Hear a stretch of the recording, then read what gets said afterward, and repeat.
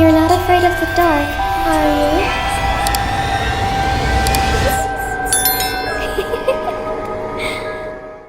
Hi, and Assalamualaikum semua orang. Kamari Nasim here. I hope you are in a good mood today because it's a good day to have a good day. So hari tu ada yang komen cakap suara tak berapa dengar dan minta Kama ke depan sikit. Macam ni baru boleh dengar. So Kama ada inisiatif yang lain which is beli mic.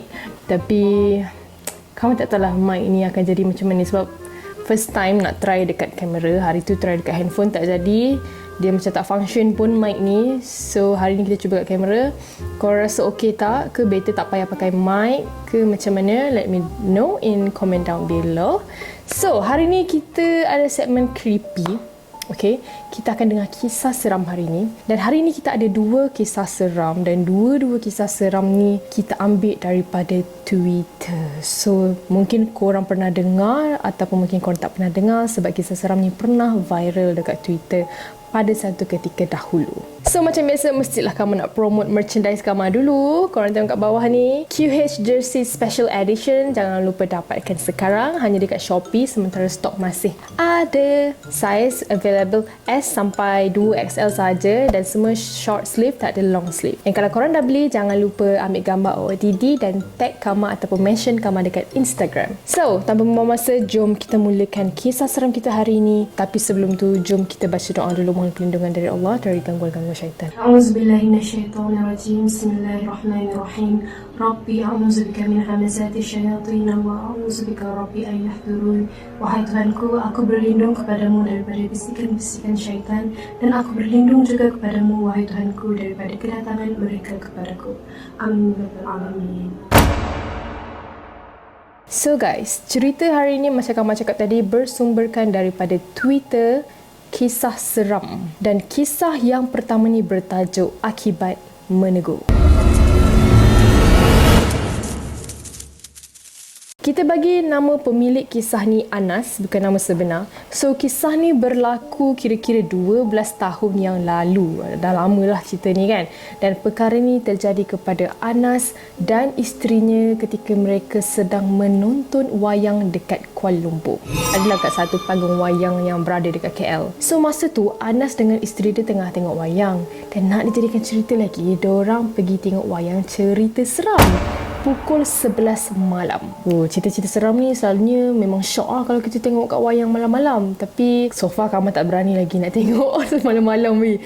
Memang setiap kali nak pergi wayang tu memang Kama akan pilih cerita-cerita yang horror. Tapi mesti kena tengok pagi. Tak pun tengah hari ke petang ke malam-malam tu seram gila. So lepas diorang pergi beli tiket wayang, diorang pun masuklah ke panggung dan tengok cerita tu macam biasa. So waktu tu memang semua berjalan seperti biasa. Dan masa diorang tengah syok tengok wayang tu kan, tiba-tiba ada seorang perempuan yang menjerit dan terpekik-pekik dalam panggung tu. So waktu first tu diorang macam tak hiraukan lah perkara tu sebab memang ada scene-scene atau babak-babak yang ada dalam cerita tu yang membuatkan kita akan menjerit tau. Atau dalam erti kata lain jump scare yang ada dalam filem tu. Sampai ke isteri Anas pun ada juga menjerit masa tengok wayang tu sebab terkejut. Jadi kebiasaannya orang akan menjerit sekejap kan. Lepas tu dia akan berhenti dan diam untuk sambung tengok wayang. Tapi lain pula untuk perempuan tadi. Dia tak berhenti-henti menjerit dan terus terpekik-pekik. Dan disebabkan tu penonton yang lain rasa terganggu sebab terlalu bising. Sampailah ada penonton yang berdiri dan marah. Dia cakap, "Woi, boleh diam tak? Kalau takut tak payahlah tengok." Dan banyak lagi lah ada orang-orang lain yang marah-marah juga. Sampaikan ada yang mengeluarkan kata-kata kesat. Tapi malam tu orang tak ramai pun dekat wayang tu. Lagipun dah tengah malam kan, pukul 11 malam macam tu selalunya tak ramai, wayang tu tak full. Dan mungkin juga sebab esoknya hari bekerja. Disebabkan panggung waktu tu terlalu bising dengan orang yang perempuan tu menjerit, dengan ada orang macam suruh diam, suruh perempuan tu diam. Jadi keadaan waktu tu dah tak terkawal. Dan korang bayangkan, korang tengah tengok movie, korang dah bayar wayang tu kan. Lepas tu tayangan filem tu terpaksa diberhentikan oleh sebab keadaan dalam wayang tu dah tak terkawal. Sampaikan lampu semua dibuka dan ada 2 orang pegawai yang bertugas dekat panggung wayang tu masuk dan menghampiri perempuan yang menjerit-jerit tadi tu. So apa yang diorang buat adalah diorang cuba untuk menenangkan perempuan tu. Tapi perempuan tu menolak, meronta-ronta bila ada orang cuba sentuh dia. Dan penonton yang lain pula hanya mampu diam dan melihat apa yang berlaku dekat perempuan tu, termasuklah Anas dan isteri dia. So dalam situasi yang huru-hara tu, tiba-tiba pula lah isteri Anas ni, dia perlahan-lahan menghampiri Anas. Lepas tu dia bisik, "Bang, cuba tengok perempuan dekat sebelah dia, dekat perempuan yang tengah menjerit tu kan. Macam pelik lah bang. Dari tadi saya tengok dia tak bergerak langsung. Dari mula perempuan tu terpekik-pekik sampai sekarang dia diam je. Padahal dia duduk sebelah perempuan tu je." So selepas Anas ni mendengar bisikan isteri dia tu, dia pun cepat-cepatlah alihkan pandangan nak tengok siapa yang ada dekat sebelah perempuan tu kan. Dan dia sangat terkejut sebab bila dia tengok dekat perempuan yang menjerit-jerit tu sebenarnya tak ada orang. So apa benda yang isteri dia nampak tu? Isteri dia nampak siapa? Sebab dia tengok memang tak ada orang pun kat situ. Jadi fikiran Anas ni dah macam fikir bukan-bukan. Dia dah rasa tak sedap hati. So dia cuba macam buat tak tahu je lah apa yang isteri dia tu cakap. Selepas 15 minit berlalu, akhirnya perempuan tadi tu berjaya ditenangkan dan dibawa keluar. So tayangan filem pun disambung semula dan lampu dipadamkan semula. Yelah orang dah bayar kan filem tu, takkan nak suruh terus keluar melainkan boleh dapat refund. So macam Anas rasa lega macam tak ada apa-apa pun tadi tu. So keadaan dah kembali terkawal. Kamu sangat sure pada ketika tu jam dah menunjukkan almost pukul 12. Tak pun dah pukul 12 dah pun. Dah tengah malam lah kiranya kan. So sekali lagi ketika diorang ni macam tengah shock lah tengok wayang tu kan, isteri Anas berbisik lagi. Abang tengok perempuan yang tak bergerak dari tadi tu. Dia asyik toleh dia pandang saya je. Tu. Tengoklah bang. Dia pandang-pandang lagi tu. Lepas tu Anas dengar macam tu, dia terus rasa takut sebab dia memang dah nampak Fofes tadi, tapi dia tak bagi tahu pun isteri dia yang dia tak nampak mula-mula tadi. So dia terpaksa berlakon depan isteri dia yang dia nampak perempuan tu. Lepas tu dia cakap, "Alah, tak ada apa-apa lah tu." Sedangkan dia tak nampak siapa-siapa pun dekat situ. So isteri Anas ni pegang tangan Anas ni kuat-kuat dan Anas dapat rasakan yang tangan isteri dia tu menggigil. Memang tidak lain tidak bukan isteri dia sedang ketakutan. So isteri dia bisik lagi dekat suami dia Anas, "Bang, dia renung saya lah bang." Dan disebabkan Anas dah tak tahan, Anas terus bangun dan ajak isteri dia keluar daripada panggung wayang tu. Sebab Anas takut kalau diorang terus duduk dekat situ, ada perkara yang tidak diingini berlaku dan mungkin isteri dia kena histeria. So dia cepat-cepat bangun, dah pegang tangan isteri kuat-kuat dan keluar daripada situ. Alhamdulillah, diorang dapat pulang ke rumah dengan selamat dan Anas sangat bersyukur sebab benda tu tak ikut diorang sampai balik rumah. Tapi isteri Anas kata waktu Anas tengah berdiri dan ajak dia keluar, isteri dia tu perasan yang benda tu macam ikut berdiri dan merenung diorang keluar daripada panggung wayang tu. Lepas tu barulah Anas faham kenapa waktu Anas ajak isteri dia tu keluar daripada situ, isteri dia macam terdiam kejap tau. Rupanya isteri dia tengah menyaksikan situasi tu. Benda tu tengah pandang dia orang. So itulah kisah yang pertama. Seram betul. Dah lah tengok cerita seram. Lepas tu tengok tengah-tengah malam, tiba-tiba betul-betul kejadian seram tu menimpa kita malam tu kan. Okay, so itu kisah pertama. Kisah kedua pula kita nak dengar tentang pengalaman seram di bilik mayat. So kisah yang kedua ni pun berlaku dekat seorang lelaki. Kita bagi pemilik kisah ni Adib. So Adib nak kongsikan kejadian yang berlaku pada dia ketika dia bermalam dekat satu pusat jantung hospital umum Sarawak. So kisah ni terjadi kat Sarawak ataupun nama singkatan dia PJHUS. So masa tu jam 11.30 malam and then kawan-kawan ayah Adib ni ada kata nak datang melawat. Tapi diorang sampai-sampai je, rupa-rupanya waktu melawat tu dah habis, dah tamat. Yelah waktu tu pun dah pukul 11.30 malam kan. Jadi ayah Adib ni suruh Adib turun bawah untuk jumpa kawan-kawan dia. Jadi Adib pun turun bawah sambil bawa Yasin. Dan Yasin tu disimpan dalam poket baju Melayu dia. And dia pun tak tahu kenapa tiba-tiba dia rasa nak bawa buku Yasin tu tau. So turunlah adik ni dari tingkat 5 ke tingkat 2. Dia guna lift lah. And masa dia masuk lift, dia tak sedar pun yang dia tekan butang lift nombor 1. Dia tertekan butang lift nombor 1. Padahal dia kena turun tingkat 2. Dia ingatkan dia dah tekan nombor 2 tu, rupanya dia tersalah tekan nombor 1. Bila dia dah sampai dekat tingkat 1 tu, lampu dalam lift tu berkelip-kelip. Dia berkelip-kelip tu dalam lebih kurang 3 kali macam tu lah. Dan benda tu sekejap je, dalam 10 saat. Lepas berkelip-kelip tu, pintu lift terbuka. So dia macam pelik lah sekejap kan. Dia pun keluar daripada lift tanpa dia sedar yang dia ada dekat tingkat 1. Dia ingatkan itu tingkat 2. So dia pun jalan je lah straight ke depan sambil main handphone kan. Jalan punya jalan, tengok-tengok jalan dekat depan dia tu jalan mati. Tak ada tempat pun dia nak pergi kiri ke kanan. Hanya boleh berpatah balik. Jadi ketika itulah barulah Adib sedar yang dia rupa-rupanya bukan berada dekat tingkat 2 tapi tingkat 1. Bila dia toleh ke kiri, ada satu bilik kosong.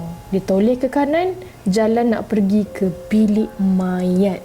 Yes, bilik mayat korang. So dia jadi macam pelik lah, macam mana aku boleh sampai kat sini. So adik pun patah balik dan cari lift yang tadi. Dia jalan straight je lah kan, tapi dia tak jumpa-jumpa lift yang dia naik tadi tu. Lift tu tiba-tiba hilang dekat situ. Seolah-olah macam dekat situ memang tak ada lift. So dekat situ dia adalah nampak satu bilik ni. Dekat bilik tu ada 2 pintu and ada 2 cermin kecil dekat pintu tu. Dia cermin panjang ditutup dengan langsir biru. So adik kata dia tak tahulah kalau bilik-bilik ni memang wujud dekat pusat jantung tu kan. So dia jalan lagi lurus sampai ke ujung and apa yang dia nampak adalah padang kosong. Mana perginya parking? Bukan ada parking ke dekat tingkat 1 tu? So Adib dah mula rasa gelisah. Dalam fikiran dia nak guna tangga kecemasan. Tapi bila dia nak buka pintu, dia terdengar bunyi ada orang nak turun. So Adib tunggu je sampai kat situ untuk orang tu buka pintu tau. Tapi lain pula yang berlaku. Habis je dia dengar bunyi orang tu turun, dia terdengar bunyi pintu dicakar. Dia terus jalan tanpa pandang belakang pun. Dah lah waktu tu sunyi, tak ada orang langsung dekat tingkat 1 tu. Tiba-tiba dia ternampak ada benda hitam melintas dengan laju ke depan mata dia. So dia jalan straight, tiba-tiba dia ada dekat tempat yang mula-mula dia sampai tadi. Kat tempat yang mula-mula dia sedar yang dia ada dekat tingkat 1. Kiranya dia berpusing sebenarnya. So Adib jalan lagi untuk mencari lift. Dia sempat hantar mesej dekat ayah dia yang dia tengah stuck dekat tingkat 1. Lepas je dia hantar mesej, handphone dia terus hang weh, tak boleh nak tekan apa-apa. Tiba-tiba rasa sejuk je dekat belakang badan dia dan meremang bulu roma. Bila dia toleh ke belakang, tak ada orang, tak ada apa-apa pun. Tapi dia rasa macam ada ramai orang dekat belakang dia tengah jalan sekali dengan dia. Dan Adib kata perasaan tu seolah-olah macam ada seangkatan tentera yang berjalan mengejar dia dari belakang. So Adib tanggalkan spek mata sebab Adib ni pakai spek mata. Dia tengok belakang, tak ada apa-apa. Dia toleh ke depan, tertera depan mata dia tu bilik mayat. Macam mana aku boleh sampai kat sini pula? Bilik mayat tu bilik yang paling dia cuba nak elak, tapi itu bilik yang macam tempat dia menuju ke situ. So Adib dah mula rasa gelisah, dia dah cuak, dia takut tapi dia masih tak jumpa jalan keluar. Kemudian dia terdengar macam ada orang tengah uruskan mayat tau. Dengar bunyi plastik mayat apa semua tu kan. So Adib rasa macam nak tegur, tapi dia teringat pula orang dulu-dulu kata kalau terdengar bunyi pelik-pelik jangan tegur. Jadi Adib tak jadi nak tegur. So apa yang Adib boleh cerita situasi waktu tu, dia ada terbau satu bau ni. Bau dia bau macam bangkai sebab memang dia dekat depan bilik mayat kan.